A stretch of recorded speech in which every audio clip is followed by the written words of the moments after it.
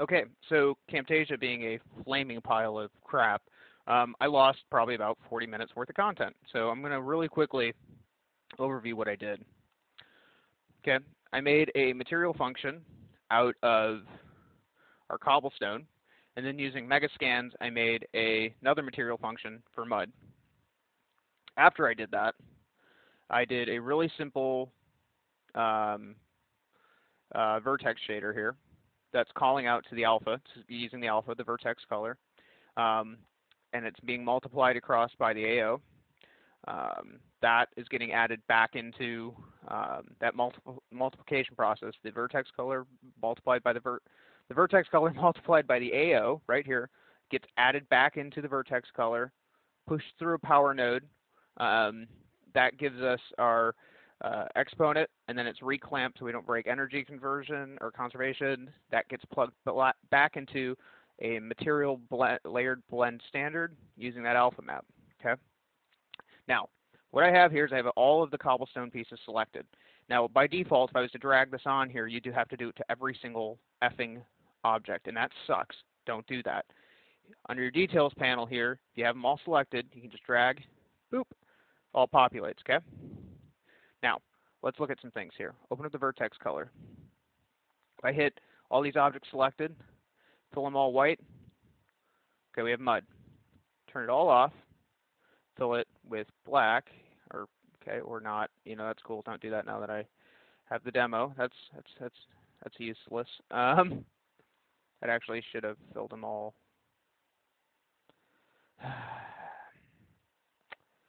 Oh, Unreal. How I love when you make me look like a jackass. Let's see here. This literally was just working, so fill that in. Or not. Let me do something here really quick. Dude, what the hell?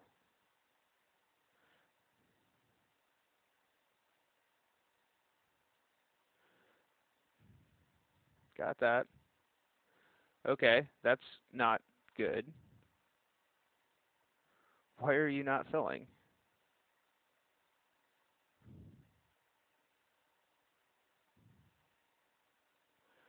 Uh, you're kidding me. Why did it... Unreal. Dude, come on.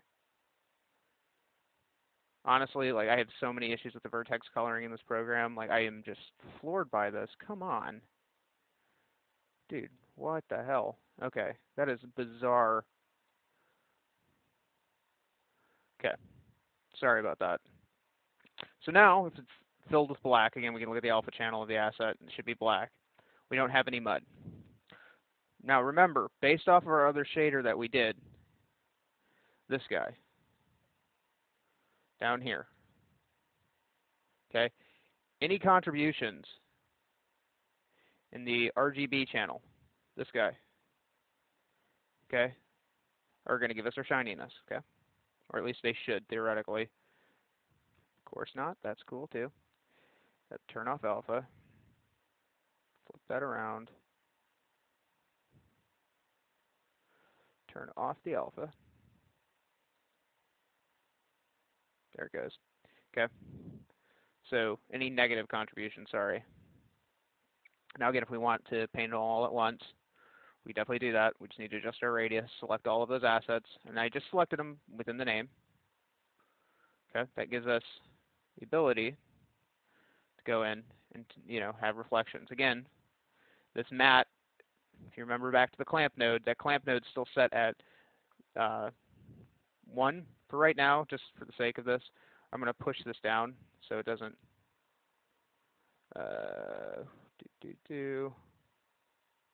do exactly what it's doing right now.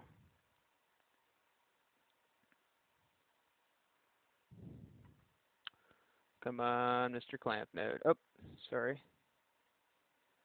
Point. That's the max. 0.5.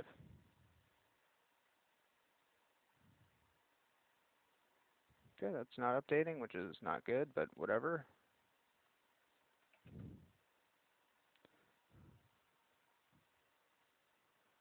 apply? Dude, why is that not applying? Oh. Okay. Let me double check that function here.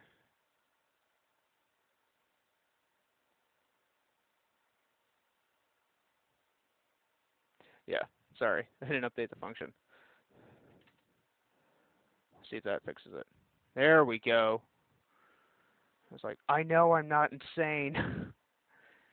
Okay, there we go. That updated the function. Sure, save it. Okay. And now, let's go back into here. Let's look at the alpha. Select all of the cobblestone that we want. Now we have mud. Okay. Now let's talk about some things that's happening here, why we're blending off of the height map, or the AO, essentially. Again, the AOs, I believe I inverted the AO. I'll double check on the shader. It seems like something I would do. We're getting a buildup that kind of comes from that center point. Now, again, the intensity is pretty high, so it's kind of hard to see that. But it allows you to kind of get this blending effect that happens, okay? Which is really nice. Now, if we go back into this function here, this cobblestone, this blend, play this power node here, 15. That should increase the tightness on that edge. Okay.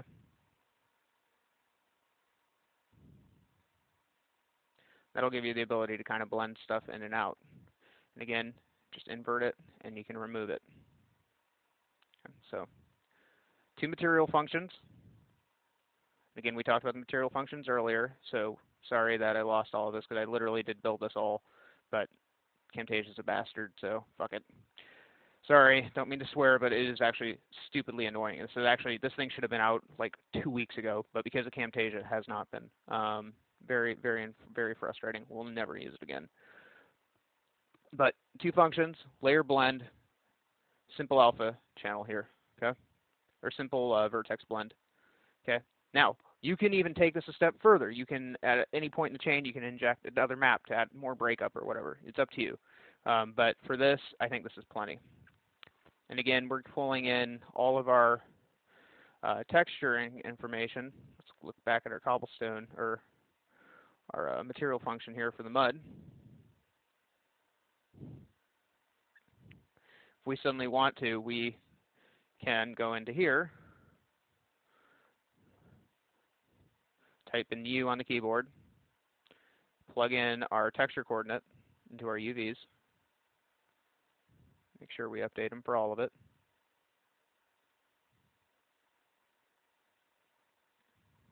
Now, this is the thing that I was talking about. Ideally, it would be really nice to be able to put these blend functions into a material instance. I don't know if you can, actually. So I mean, that would be, like, for me, the ideal thing, because then all of these variables that we're updating, they'd update on the fly.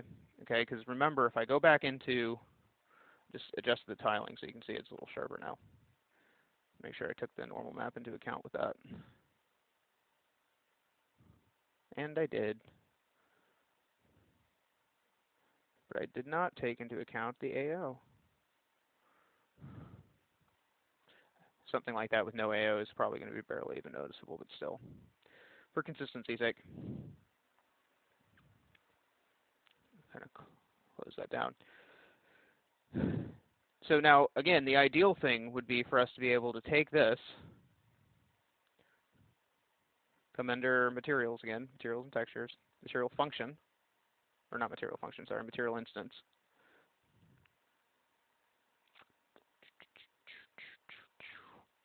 Material instance and cobblestone.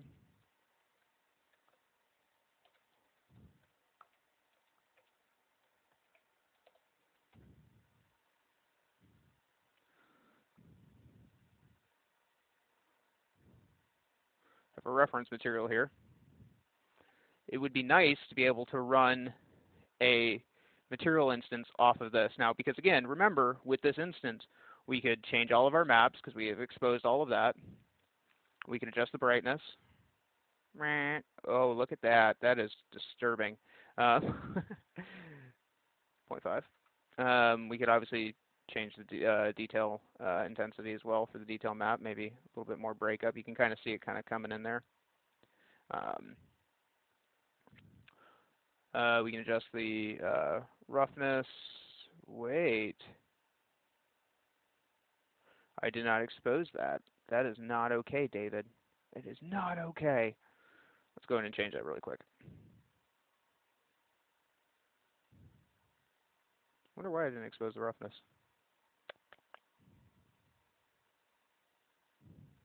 Oh, because I have it based off the vertex color. There. That's okay though, because we could actually globally change that. Maybe we do want to globally change that. Maybe we want to uh, multiply that out here. Maybe we want to add. I'll have to update this in the master shader, of course. Convert to parameter, and we're going to call this roughness global.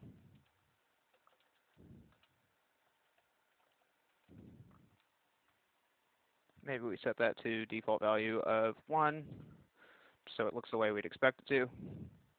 This should break this shader. It didn't. Wow, that's interesting. Why did that not break it? Cobblestone function, that should have broke. Okay. Let's see if I actually did that right. Let me check the material instance.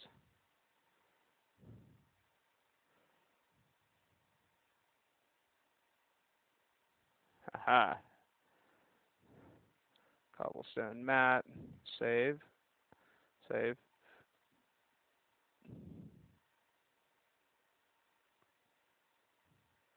There it is. It's set to none.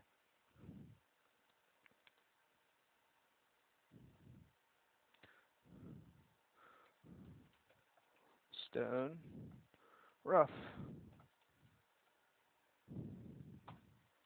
Save that.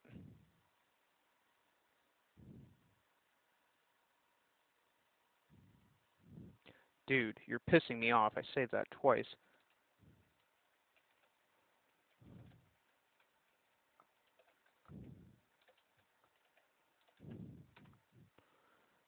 Save. Apply. Dude, I swear, this version, I don't know what is up with it. Like, the material stuff is getting buggy. There it is.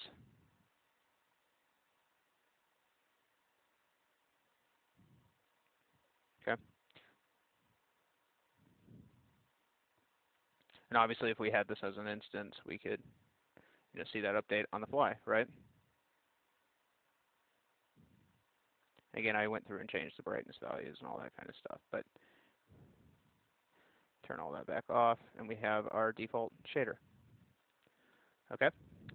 So, you guys, hopefully you guys picked that up. Again, these material blends and material functions and stuff can get really, really cool. I mean, you can really take them and do a lot with it. I mean, going in and being able to just kind of paint some mud out and going, you know what, I actually want to, make this wet.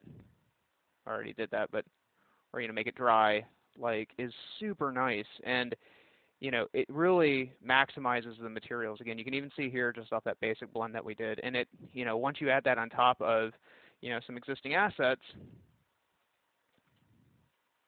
the hell am I? Yay. You're in a pretty good spot. Okay. And it adds a ton of detail. Obviously, you don't need to just use mud. You can control the breakup of that mud as well. We can clamp things. And it can really go pretty far with this stuff. If you wanted to, you could really even come back in and look at what's being driven where.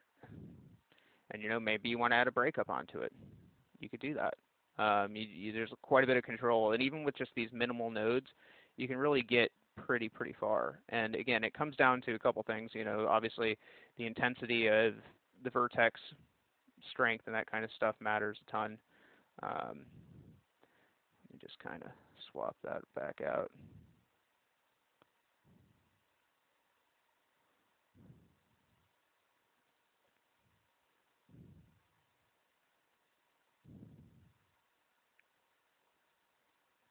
And there we go, right?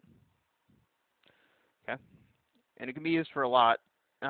Eventually, I mean, even if you really wanted to, you could even do things where you were controlling the edge breakups based off of the vertexes, which we're not going to necessarily do because that's way more advanced and it takes a lot more shading work to do that stuff. But there are nodes that actually in here that'll allow you to do that as well. So I encourage you guys to play around with the stuff. It's a ton of fun and it's pretty straightforward to go in and do it. And if it's on the asset levels, you know, I personally prefer to work off models more so than just kind of designer blockout geo, even though I didn't set this up correctly in terms of actually doing it correctly. But you can really go pretty far with it. And it really does give you a ton of things to play around with. So hopefully you guys enjoyed this. Hopefully you learned some stuff. Bloop. That's not going to work because that's a material instance, but whatever. You know, it's been this little section's been a lot of fun, and hopefully this video compiles correctly. That's still material instance, so it's not going to attach it. But yeah, let me just see something really quick.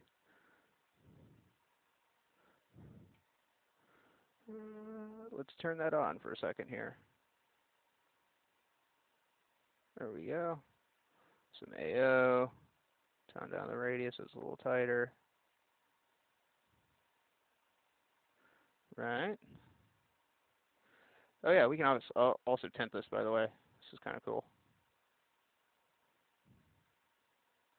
What? Oh, it's the ambient cube. Oh, nope, that's a different engine. Sorry, ignore that. Never mind. Sorry. But yeah, man, it's pretty cool, man. You guys, this is a really powerful engine. I really, you know, I have a ton of fun just playing around with this stuff. And again, you guys can get really, you know, high detailed really fast with it without really doing too much work. So hopefully you guys are enjoying that, and we'll just keep going. I'm pretty sure the next thing that we're going to be talking about is going to be normal mapping. So unless something else pops into my head, which it already has. So we have one more section after this. But yeah, we'll just keep on rocking.